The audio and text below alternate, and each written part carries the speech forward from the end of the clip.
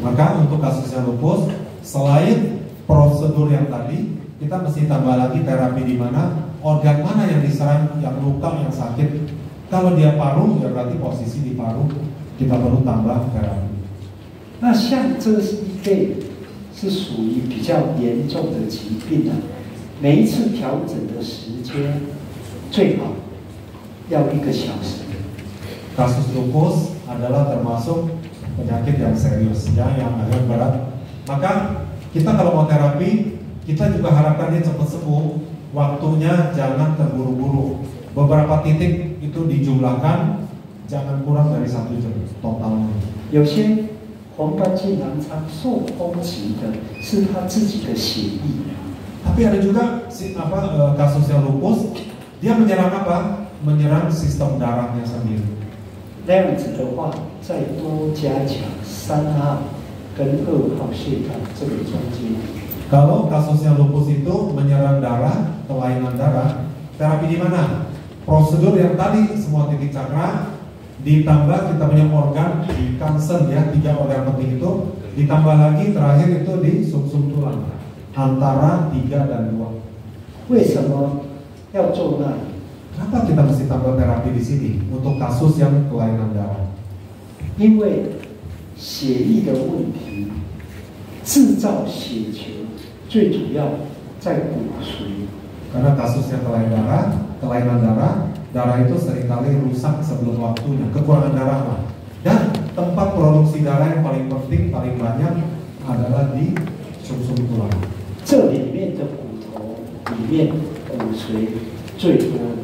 Jadi tulang di antara cakra 3 dan cakra 2, di dalamnya itu bone marrow paling banyak, sumsum paling banyak. 所以像这个调整方法跟血癌的治疗是一样的。 Terapi kelainan darah seperti ini sama cara terapinya kalau kasus itu leukemia, kanker darah. 还有，你们这里应该也有丁滴吧？ Di Jambi ada nggak orang kena sakit kasus dengue, demam berdarah? Pernah? Dengue hemorrhagic fever, ada? Ada nggak? 有。得到也有可能会死掉啊。 Dan kalau kena dengue, kena demam berdarah, kalau telat bisa nggak fatal, meninggal? Bisa. 为什么会？ Kenapa demam berdarah bisa juga menyebabkan fatal, meninggal? 因为人的血小板一直切滑，到最后就会内出血死掉。 Karena sistem darah kita di dalamnya ada platelet, trombosit. Apabila kasus ini adalah menyerang trombosit, rusak makin lama makin rendah, sampai trombosit rendah sekali, tidak tertolong. 那所以他血液方面的问题，除了脾、肝、肾以外，就是这个造血的地方要加强。 Oleh sebab itu, terapi kepada kasus ini, kelainan darah, ataupun dengue misalnya, demam berdarah, selain semua titik cakra, lalu ditambah dengan organ berkaitan dengan darah, yaitu di kanker itu limpa, lalu liver, lalu ginjal, kita tambah lagi terapi di sumsum tulang di belakang.